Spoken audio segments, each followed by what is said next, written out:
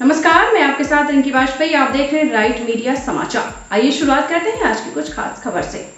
हार के बाद कांग्रेस और उनका गठबंधन दुर्व्यवहार पर उतर आया। केंद्रीय मंत्री अनुराग ठाकुर ने साधा निशाना। अपनी करारी हार के बाद गाली गलौज पर उतर आया है और इनकी सोच अब स्पष्ट नजर आती है। ईवीएम पर तो ठीकरा फोड़ते ही हैं, अब कारण उससे भी आगे बढ़ने शुरू हो गए हैं। भारत की संस्कृति, भारत की अस्मिता, भारत की पहचान को मिटाने का एक सुनियोजित षड्यंत्र रचा जा रहा है और ये सुनियोजित सुविचारित योजना का एक हिस्सा है। अगर आप देखेंगे, इसकी शुरुआत अमेठी की हार से ही हो गई थी और श्रीमान राहुल गांधी जी की अमेठी की हार के बाद उनका वो बयान जब दक्षिण भारत में जाकर वायनाड से उन्होंने दिया और नीचा दिखाने का काम उत्तर भारतीयों को करने का, उनके शब्द वो याद करवाते हैं कि कितनी घृणा भरी होगी और कैसे देश को अलग अलग टुकड़ों में देखने की उनकी सोच होगी।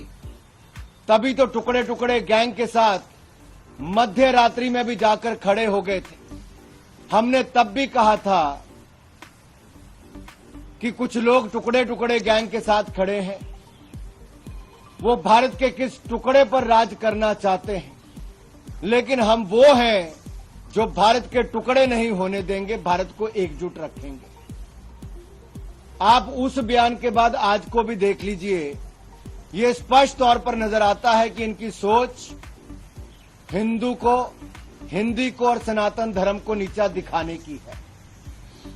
कांग्रेस के नेतृत्व वाला घमंडिया गठबंधन, इसका घमंड और अहंकार पराजय के बाद भी चूर चूर नहीं हुआ, बल्कि ये उत्तर भारत को, भारतीयों को और यहां तक कि सनातन धर्म को नीचा दिखाने में कोई कसर नहीं छोड़ रहे।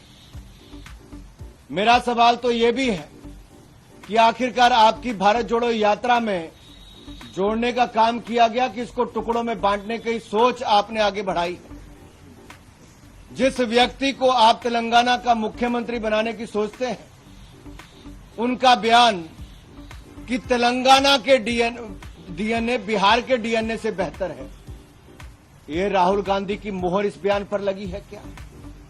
सोनिया गांधी जी की मोहर लगी है क्या?